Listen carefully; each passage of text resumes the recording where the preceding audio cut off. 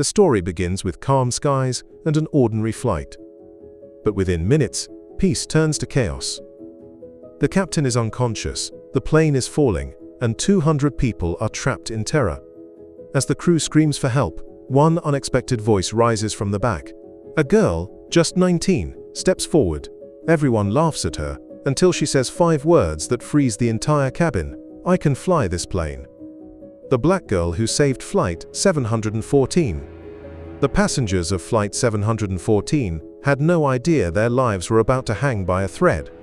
The sky outside was clear, the seatbelt sign was off, and most travelers were either sleeping or lost in their own worlds. But in seat 22A, a quiet 19-year-old girl named Zoe Carter rested her head against the window, her hoodie pulled over her face.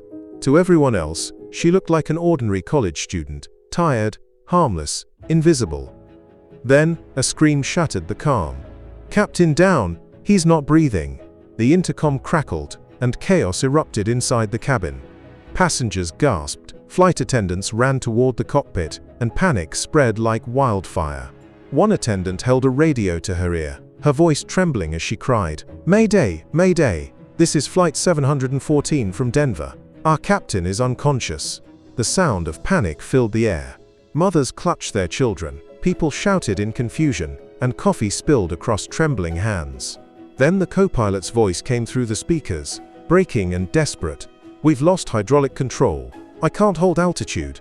If there's any trained pilot on board, please come forward." For a moment, there was nothing but silence. People looked at one another, frozen in fear. No one moved. Then, from the back of the plane, a soft, calm voice spoke. "I can help."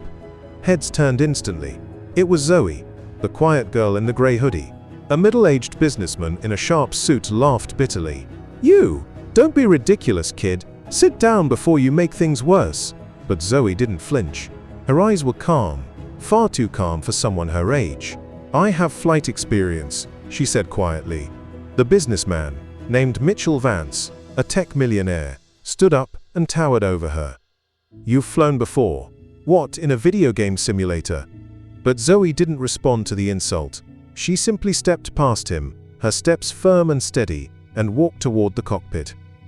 Inside, the co-pilot, a man named Daniels, was drenched in sweat, his hands shaking as he tried to control the aircraft. The plane trembled violently. When he saw Zoe, he shouted, "Miss, please go back. This isn't a game." Zoe's voice was calm but firm as steel. "If you don't let me help, you'll have 212 funerals on your conscience." Something about her tone, so confident, so unshaken, made Daniels hesitate. "Who are you?" he asked. Zoe took a deep breath and said, "Lieutenant Zoe Carter, United States Air Force, former F-16 fighter pilot trainee. Discharged last year after an injury." Daniels blinked in disbelief. "You're military?" "Was," she replied. "Now either we fly this bird together, or we both die trying." Daniels swallowed hard, then moved aside. "Take the right seat." The moment Zoe's hands touched the controls, everything about her changed. Her eyes focused sharply, her shoulders squared, and her voice carried quiet authority. "All right," she said.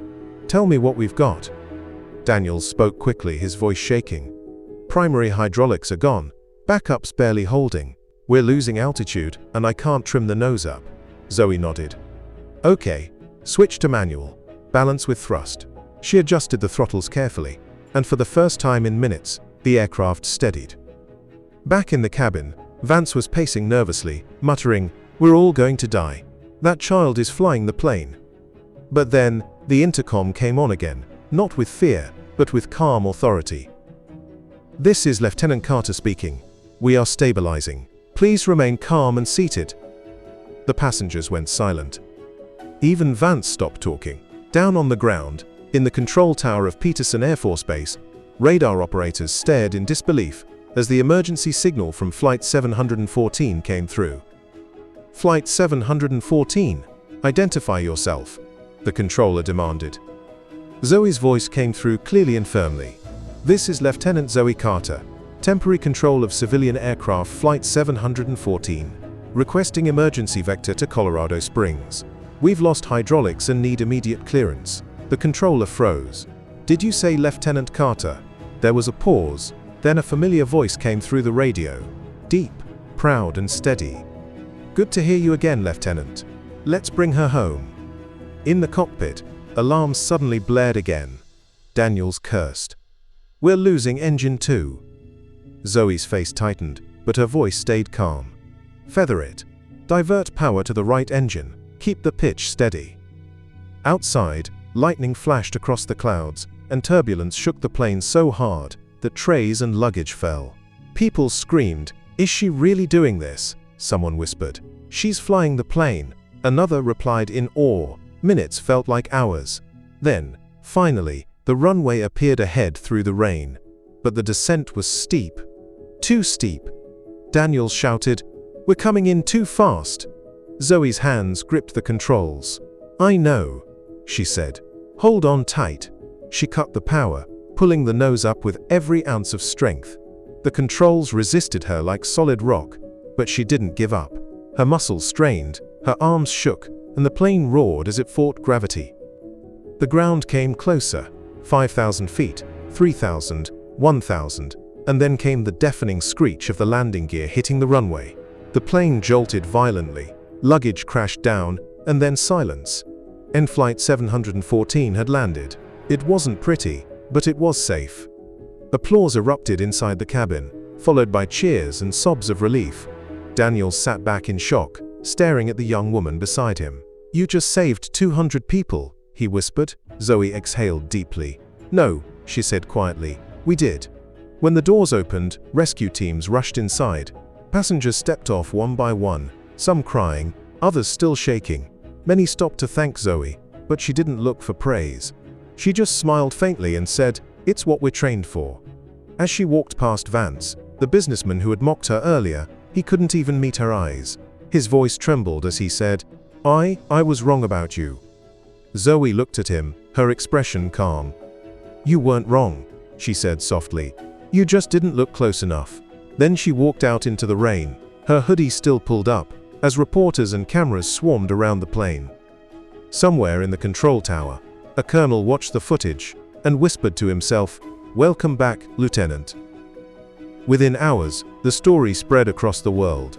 A young woman, underestimated and dismissed, had done what even veteran pilots might have failed to do. And when a journalist later asked her how she stayed calm under pressure, Zoe just smiled and said, "When you've spent years fighting to prove yourself, fear stops being your enemy. It becomes your fuel." Never underestimate quiet strength.